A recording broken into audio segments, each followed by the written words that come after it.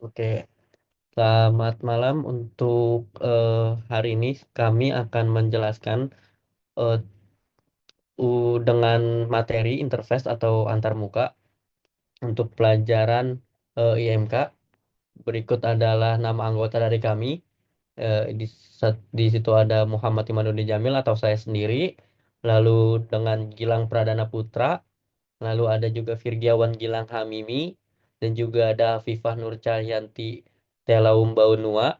Lalu ada Rahmadan Hidayat dan ada Vanessa Rizkamil. Oke lanjut, latar belakang interface ini merujuk pada titik kontak antara pengguna dan sistem yang memungkinkan interaksi dan pertukaran informasi. Dalam konteks teknologi, interface seringkali mencakup elemen visual, auditif, dan bahkan taktil yang memfasilitasi komunikasi antara manusia dan perangkat. Dan sebuah interface yang baik dirancang untuk memberikan pengalaman yang intuitif dan mudah untuk dipahami bagi penggunanya. Dengan kata lain, interface dalam teknologi adalah elemen kunci yang menentukan bagaimana manusia berinteraksi dengan sistem ataupun perangkat.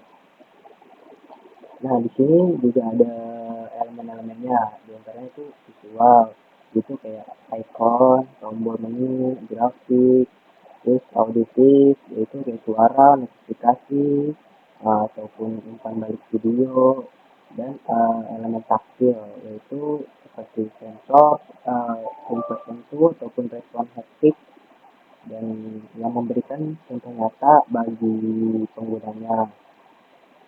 Nah, terus sebuah interface yang baik itu yang memiliki prinsip-prinsip sebagai berikut. Jadi interface yang baik itu mencakupi prinsip keterjangkauan. Jadi elemen harus mudah dikenali, terus konsistensi, terus, ataupun umpan balik dan efisiensi yang mempercepat interaksi dan mengurangi beban kognitif pengguna. Selanjutnya yaitu macam-macam interface.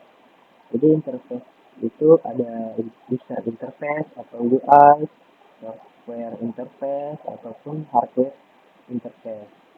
Kalau user interface itu hubungan antara pengguna dengan sistem langsung ataupun sistem komputer.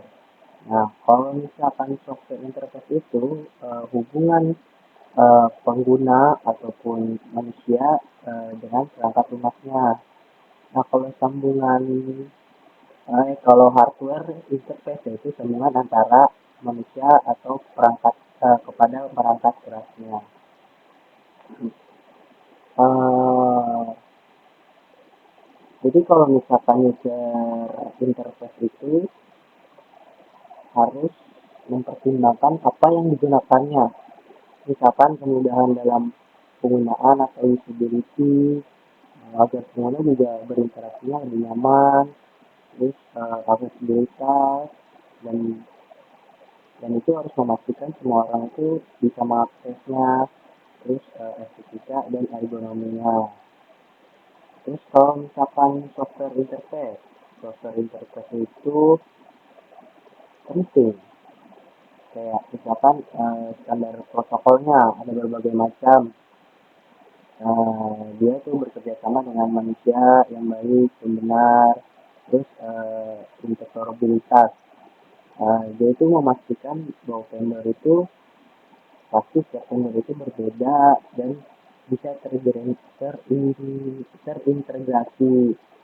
Nah, terus kalau misalkan hardware interface, faktor-faktor yang harus diperhatikan yaitu tentunya kompatibilitas, terus antara perangkat dengan sistem yang berbeda-beda dengan misalnya, terus efisiensi transmisi data, dan itu agar proses interface itu selalu berjalan cepat dan stabil.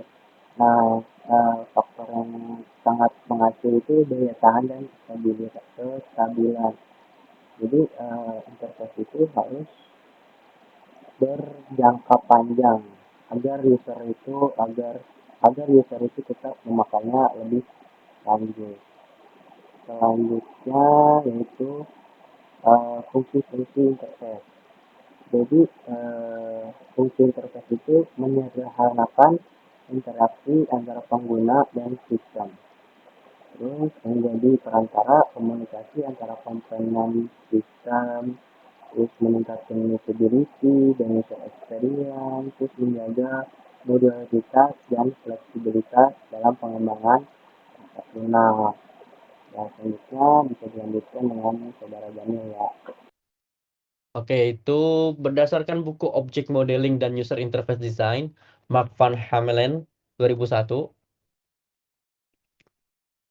Sorry. Pengenalan antar muka pengguna memiliki beberapa fungsi penting, di antaranya memudahkan pengguna untuk menavigasi berbagai fitur dan fungsi dalam perangkat lunak atau perangkat keras, dan juga sebagai pengguna dapat berinteraksi dengan elemen-elemen UI seperti tombol, menu, icon, dan formulir. Lalu mengizinkan pengguna untuk memasukkan data atau informasi ke dalam sistem melalui keyboard, mouse, layar sentuh, atau perangkat input lainnya. Dan juga mengubah data menjadi grafik, grafis, atau tampilan visual lainnya yang lebih mudah dimengerti dan dikelola. Dan ada juga untuk mempermudah pengguna untuk mengelola file dan dokumen, termasuk pembuatan, penyimpanan, penghapusan, dan pemindahan. Lalu ada memfasilitasi pengelola teks seperti pengetikan, pengeditan, pemformatan, pencarian, dan penggantian teks dalam dokumen. Lalu ada juga menyediakan akses yang baik kepada semua pengguna, termasuk mereka yang memiliki disabilitas melalui fitur aksesibilitas dan desain responsif. Menampilkan informasi keamanan, peringatan, atau konfirmasi untuk membantu melindungi pengguna dari risiko dan ancaman keamanan. Dan yang terakhir adalah menampilkan informasi tentang kinerja perangkat atau aplikasi, seperti penggunaan CPU, penggunaan memori, atau waktu respons. Dan sekarang kita lanjut kepada jenis-jenis interface. Berdasarkan pengguna atau berdasarkan dari user, itu ada graphical user interface atau GUI, menggunakan elemen visual seperti tombol, icon, menu, dan lain sebagainya. Contohnya yaitu adalah Windows, macOS, atau Android. Lalu ada command line interface atau CLI, itu adalah input melalui perintah teks, contohnya adalah terminal Linux, PowerShell, command prompt, CMD untuk di Windows. Lalu ada menu driven interface, yaitu navigasi melalui daftar menu, contoh mesin ATM, sistem navigasi lama, dan lain sebagainya. Lalu ada touchscreen interface, yaitu interaksi dengan sentuhan, contoh smartphone, POS system. Dan juga ada natural user interface atau NUI, yaitu menggunakan gestur suara atau wajah, contoh Siri, Kinect, atau Face ID. Oke, masuk dalam pembahasan graphical user interface. Pertama, ada graphical user interface yang bersifat lebih sederhana dengan mengandalkan gambar sebagai petunjuknya. Biasanya gambar-gambar tersebut akan dipilih sebagai bentuk perintah yang berasal dari pengguna pada sistem operasi. Dalam memilih gambar tersebut, biasanya memakai pointer seperti mouse atau dipencet langsung layaknya sistem touchscreen. Konsep seperti ini disingkat dengan WIMP. Command Line Interface. Contoh selanjutnya adalah command line yang merupakan perintah dari penggunanya memakai sistem teks terminal. Biasanya, para pengguna akan mengetik baris tertentu yang berisi perintah untuk menjalankan program pada sistem operasi. Sedangkan CLI, Command Line Interface, adalah antarmuka yang mana paling banyak dipakai dalam alat digital, namun biasanya pengguna akan memakai kode berbeda-beda. Berdasarkan sistem, API interface, titik akses untuk komunikasi antar sistem aplikasi. Hardware interface, konektor atau protokol antar perangkat keras. Komponen-komponen interface, komponen visual, window, frame, terus icon, button, text box, label, checkbox, radio button, scroll bar, drop down toolbar, komponen navigasi, menu, tab, breadcrumbs, navigasi bar. Prinsip desain interface yang efektif. Konsistensi, tata letak dan elemen tetap seragam. Sederhana dan minimalis, tidak berlebihan. Responsif, cepat merespon input pengguna. Feedback jelas, sistem memberi respon terhadap aksi pengguna. Error prevention, mencegah kesalahan pengguna. Accessibility bisa diakses oleh semua kalangan, termasuk disabilitas. User-centered design atau disebut UCD berpusat pada kebutuhan pengguna. Proses perancangan interface. 1. Ada analisis kebutuhan pengguna, studi persona survei, wawancara pengguna, pembuatan wireframe, sketsa kasar struktur UI, prototyping, mockup interaktif antarmuka, usability testing, uji coba dengan pengguna untuk mengukur kenyamanan dan efektivitas, iterasi desain, dan revisi berdasarkan hasil pengujian. Ada beberapa tools perancangan untuk UI UX. Di sini yang pertama itu ada Figma, kemudian ada Adobe XD, kemudian ada Sketch, kemudian ada Balsamiq, dan terakhir ada InVision. Nah, untuk interface dalam pemrograman juga ada contohnya. Di sini ada interface yang merujuk pada kontrak atau kesepakatan antar komponen kode, terutama dalam pemrograman berorientasi objek atau modular. Untuk yang pertama ini ada interface animal, yaitu yang didefinisikan sebagai kontrak atau perilaku yang diimplementasikan dalam sebuah kelas. Nah, animal ini menjadi sebuah nama interface-nya. Di sini ada Mixzone. Mixzone itu adalah sebuah abstrak yang artinya kelasnya itu mengimplementasi interface harus menyediakan implementasi dari metode ini.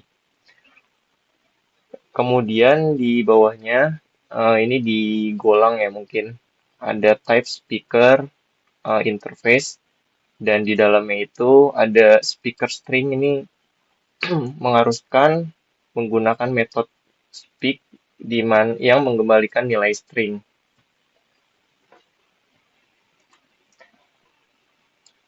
Kelebihan menggunakan interface dalam kode, yaitu akan memudahkan pengujian dan mockup, mendorong loose coupling, memungkinkan polymorphism, dan juga mendukung dependensi injection-nya.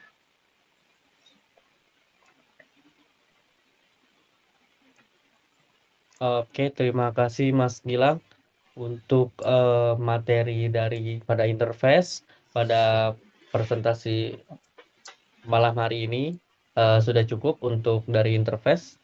Dari kami izin untuk mengundurkan diri dan terima kasih atas perhatiannya.